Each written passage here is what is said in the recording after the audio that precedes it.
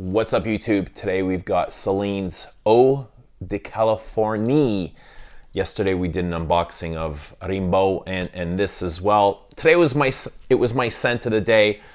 I wanted to report back because I did find it exciting and worth talking about. So I'm going to give you my first impressions. Hopefully that's okay. So very interesting on several aspects is firstly the name Eau de Californie, which kind of strikes me, the spelling of California. I'm not sure if that's a French thing or just something that marketing is responsible, but it is inspired by HEDI SLIMANE's time in California. He spent about a decade there, really was drawn to the PALO SANTO wood, which is it's a dry, smoky, creamy, sweet wood. Probably a lot like sandalwood.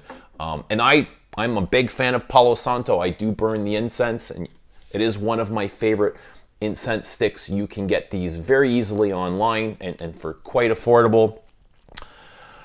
Palo Santo, here we go, we're burning this. Palo Santo is, the translation is directly holy wood, and it's used for spirituality purposes. It's used to cleanse energy in the room, and it's also used to inspire creativity. So, maybe HEDI was burning a lot of this while he was designing his fragrances. But, the eau part in Eau de Californie is interesting too, because eau is water, and I don't find this watery at all. It's got fresh components to it, but I don't really find it watery.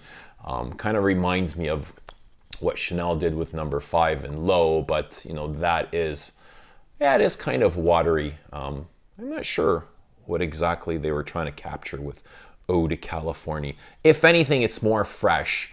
I don't find it aquatic or any of that, but it opens up, and what I smell is it's dry and woody, and it's very reminiscent of a vast green wooded space, trees, and maybe some fresh cooling air blowing through it. Standing off a cliff in California where the Palo Santo grows, you see just acres and acres and acres of green wooded space, and maybe the ocean in the vast horizon. That's very reminiscent of what I smell in the opening blast.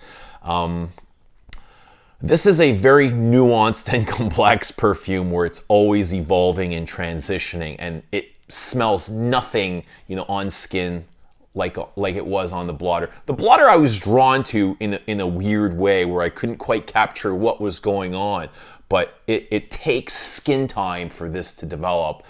And, for the first 4 or 5 hours, this was constantly changing on me and developing. And after that, I kind of had a problem picking it up. It was like, oh, where did you go? And it was like every once in a while it would pop back up. But the first 4 hours were super fantastic. I really enjoyed this. This is like personally what I love to see in fragrance. This is my personal sort of genre, very smoky, meditative, spiritual, incensey, tons of incense in here, just like incense sticks, the Palo Santo. Dry, smoky, ashy. I think more than anything, more than Palo Santo though, is I get a huge vetiver note. Green, rooty, dry, dusty vetiver, which again adds more woody characteristics to this perfume. It's all basically woods. This is woods on top of woods. I get slightly this weird hamster cage pencil shaving things going on, somewhat sawdusty. I get churchy components, like being in a church, an old church. Dry, dusty. You get the pews. I get fresh chopped wood. I get polished wood. It's just like wood on top of wood on top of wood. At one point, you can even smell like smoky, crackling wood, like in the forest if you were to set logs on fire. Couple of perfumes that came to mind or similar stylistically. They might not smell exactly like that, but to give you the reference, things that I I love and I've talked about before. And you know, the first one is Sycamore with it. This has got a huge, dry, smoky vetiver note. It's also nutty. I get a lot of nuttiness from Eau De Californie, and I'm not sure where that's coming from. It's possibly the vetiver root, but you know, very much doesn't smell like it, but very much, you know, if this is your thing, if you like Sycamore, you may like Eau De Californie. Also, you know, another very dense vetiver perfume. This is a Vetiver Extraordinaire, which is also a dry, smoky vetiver. So it's not that green, wet, lush, citrusy vetiver. What I would compare Vetiver Extraordinaire to Eau De Californie is more that pencil shavings, the spicy sawdust going on in the dry down.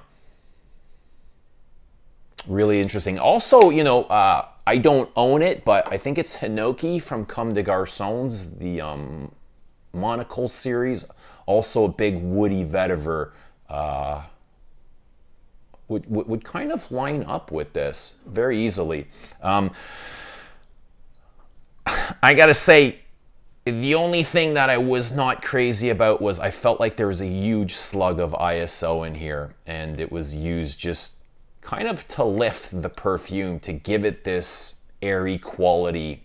It didn't ruin the fragrance for me, but it was just something that I was able to notice.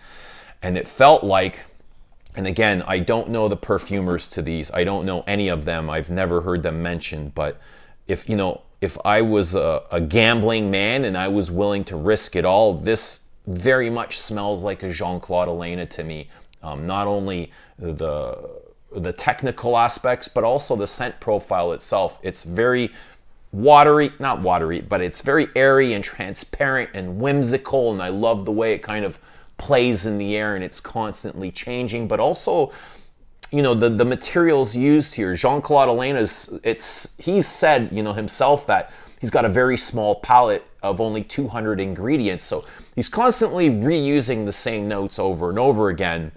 He just changes the dosage and the concentrations, and it's very much smells like things that he has created before. You know, dry woods, spices, something like Poivre de Samarcande, right? If you've smelled this, this is very incensey, and it's got that huge woody oak note. Very much similar to that. And if I had to guess another one, if I had to guess one more, I would say Annick Minardo, because we know she did Bois d'Argent and she's worked with HEDI before. And another incense that, if you like, you may like Eau De Californie, is Gaiac 10. And this is, again, the same thing. Very minimalist, but very it's very, very stylish. Incense, airy, transparent, whimsical. It's got all of those facets. So, you know, one wearing, and I was really impressed enough to report back and want to kind of share my excitement. Really like this. Really, it's just woods on top of woods on top of woods, without that, you know, that very, oh man, that dry woody amber accord that's in trend today that everybody's using. I don't get any of that, which is, you know, luckily, because I'm not a big fan of the dry woody ambers, but it is dry woods without those sweet ambers, and tons of incense. Airy, transparent, very spiritual, very meditative. And I can see this, you know, Gaiac 10 is one of my meditating perfumes. I can see this kind of sneaking its way into that you know, meditation, just, you know, choosing this to meditate with, because, you know, just because of the whole incense thing, but and the smoke notes. But there you go. Let us know if you're familiar with Eau De Californie. I saw a lot of comments in yesterday's video of people supporting Eau De Californie, and I'm a big fan. I love it.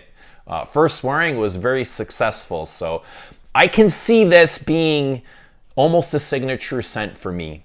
this, and I really like night clubbing as well. Like from the whole line, those are two of my favorites, and I can see because they're just so easy to wear. They're interesting, they're complex, they're nuanced without being, you know, outrageous and just crazy, right? Just they're easy to wear. Beautiful perfumes, I thought. So drop a comment down below. Let us know what you think. Let us know if you know the perfumer, if you can guess a perfumer. What do you think? I think it's probably more Annick Minardo than Jean-Claude Elena. You know, I don't see the connection with Elena, even though it smells like Elena and it has that same style technically and also conceptually. I can't really put together a connection. Like, where would they land, Jean-Claude Elena, or have they ever worked together before? I'm not sure. I don't know. But anyway, thank you for watching. Love seeing all your faces in the comments below, and we'll talk to you soon. Maybe tomorrow I'll come back and review night clubbing. Thanks.